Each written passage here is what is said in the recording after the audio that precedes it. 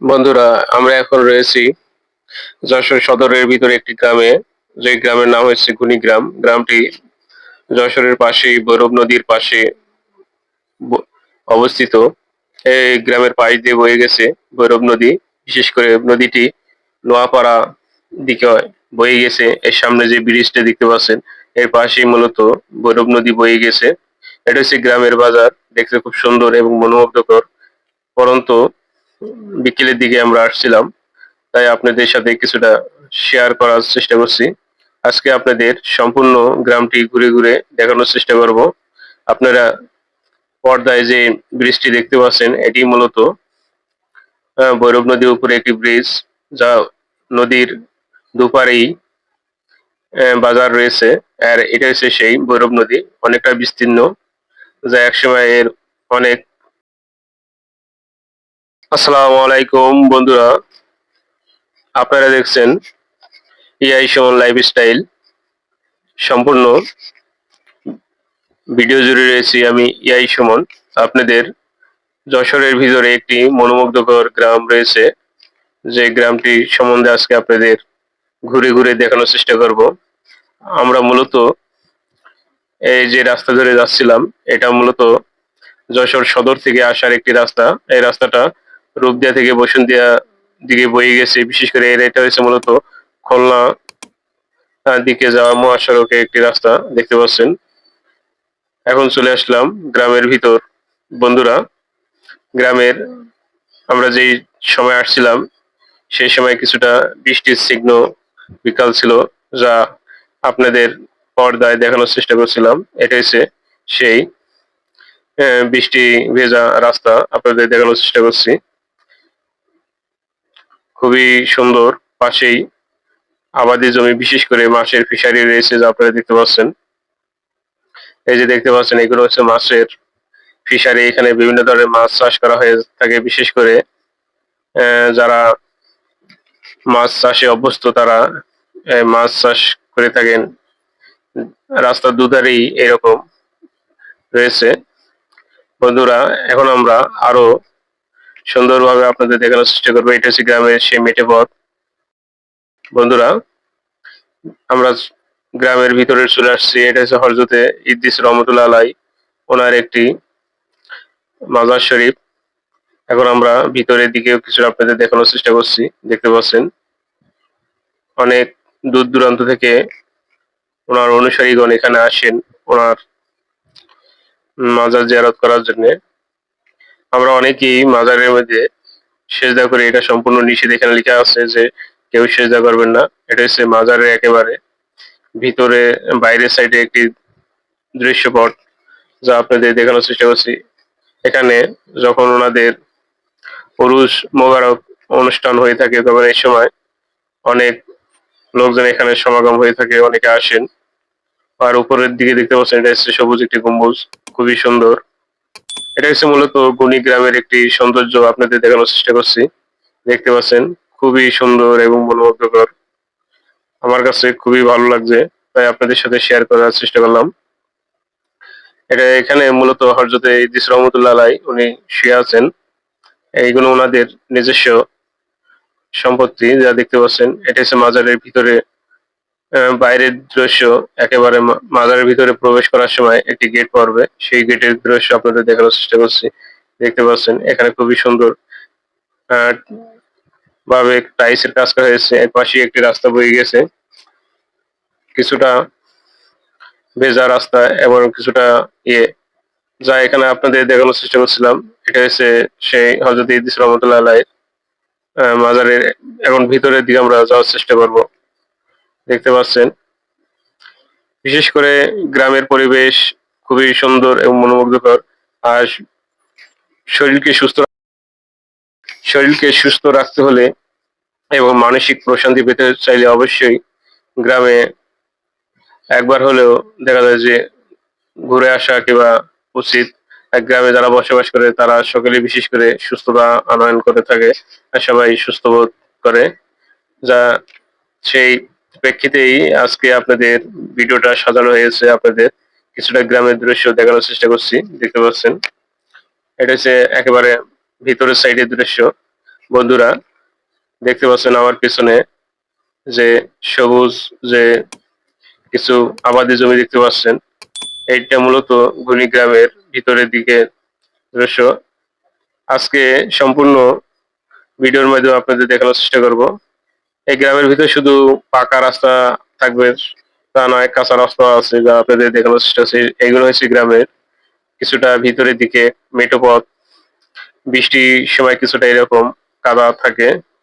আর গ্রামের বাড়িগুলো দেখতে খুবই সুন্দর, মনোমুগ্ধকর দেখতে পাচ্ছেন।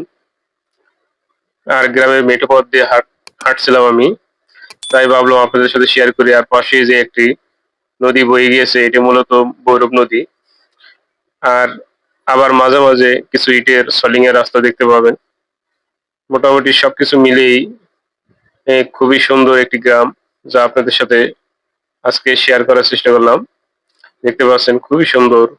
এবং আবার সামনে কিছুটা হাঁটার পর আবার দেখবেন মেঠো পথ। এখন আমরা মূলত নদীর পাড়ে যে পাশে যে রাস্তা ধরে যাচ্ছি দেখতে পাচ্ছেন। আর বিশেষ করে দু সাইডে দেখবেন যে সবুজ বৃক্ষ, বিশেষ করে আবাদি জমি আছে পাশেই দেখতে পাচ্ছেন। অনেকের ফসলের জমি, বিশেষ করে অনেকে এখানে ফসল ফলিয়েছে, যা নেট দিয়ে আবদ্ধ করে রেখেছে কিছুটা। আবার এখানে আমরা মাটির বাড়িও দেখতে পাচ্ছেন। এই বাড়িটা হচ্ছে মূলত একটি মাটির বাড়ি, যা আপনাদের দেখানোর চেষ্টা করলাম।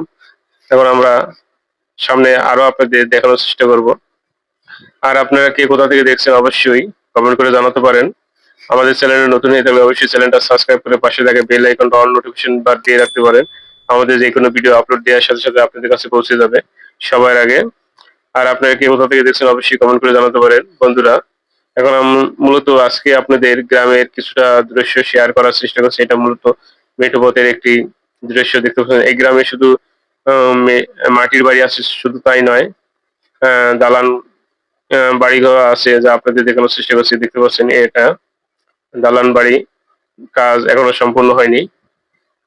পাশেই কিন্তু ভৈরব নদী বয়ে চলেছে, যা আপনাদের এর আগে কিছুক্ষণ আগে দেখানোর চেষ্টা করলাম। এখন আমরা আরো একটু ভিতরে যাওয়ার চেষ্টা করবো। গ্রামটা আমি মূলত ঘুরে ঘুরে আপনাদের দেখানোর চেষ্টা করছি। দেখতে পাচ্ছেন গ্রামের জনপদ দেখতে কতটা সুন্দর, সেইটাই আপনাদের সাথে আজকে শেয়ার করব। আর এই যে আমার সামনে যে রাস্তাটা দেখতে পাচ্ছেন, এটা মূলত এখানে অনেকটা কাদা।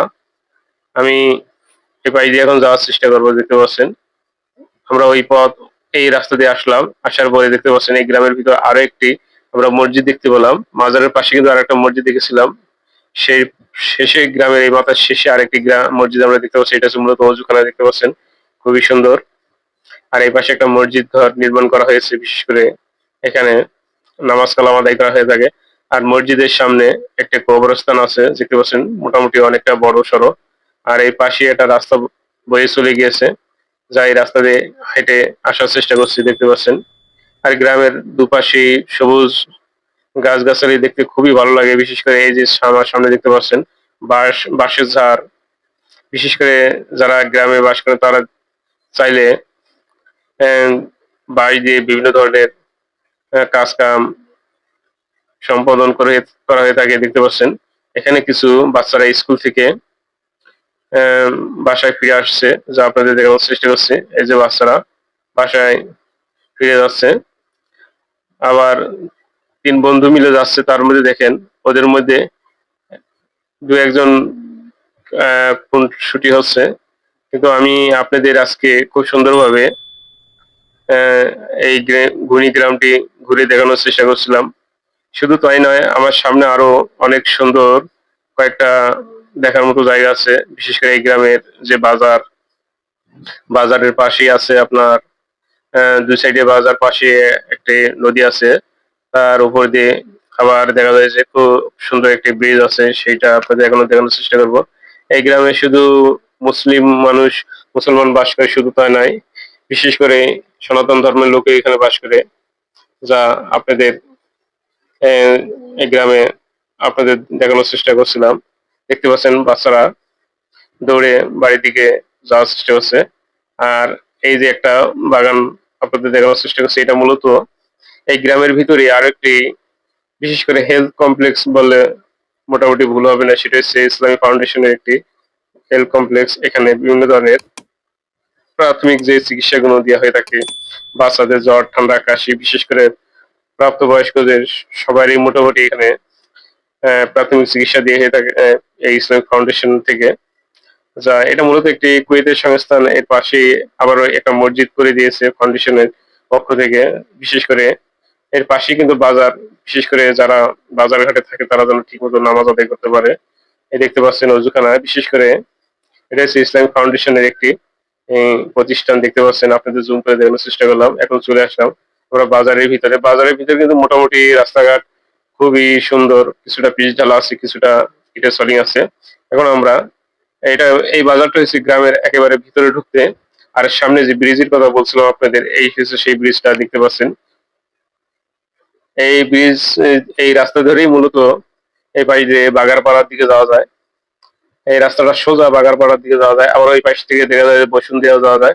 আর সামনে যে আপনারা একটা নদী দেখতে পাচ্ছেন, এটা মূলত একটি ভৈরব নদী। এই নদীটা এই পাশ দিয়ে সোজা নোয়াপাড়া দিকে বয়ে গেছে। আর এই পাশ দিয়ে মূলত আপনার যশোরের ভিতরে দিকে চলে গেছে। এই যে দেখতে পাচ্ছেন, আমি মূলত এই নদীর পার ধরেই আসার চেষ্টা করছিলাম আর আপনাদের কিছুটা দেখানোর চেষ্টা করছিলাম। বন্ধুরা, অনেকদিন ধরে হলো আপনাদের গ্রামের কোনো ভিউ দেখানো হচ্ছিল না, তাই ভাবলাম আজকে খুব সুন্দর একটি গ্রাম আপনাদের সাথে শেয়ার করলাম, গ্রামের কিছু দৃশ্য। আশা করি আপনাদের খুবই ভালো লাগছে। দেখতে পাচ্ছেন এখানে মূলত নদীর যে স্রোত বয়ে যাচ্ছে, দেখতে পাচ্ছেন খুবই সুন্দর। আর এই নদীর স্রোতেই মূলত বিভিন্ন ধরনের মাছ ধরা যায়। দেখতে পাচ্ছেন কচুরিপানাগুলো কত দ্রুত ছুটে যাচ্ছে। আর এই পাশ দিয়ে মূলত এই নদীটা এই পাশ দিয়ে নোয়াপাড়ার দিকে বয়ে গিয়েছে। আপনাদের এখন কিছুটা গ্রামে যে জাল দিয়ে মাছ ধরে সেই দৃশ্যটা এখনো দেখানোর চেষ্টা করছি। দেখতে পাচ্ছেন এক আম, ব্যক্তি এখানে মাছ ধরছে, এক ভাই।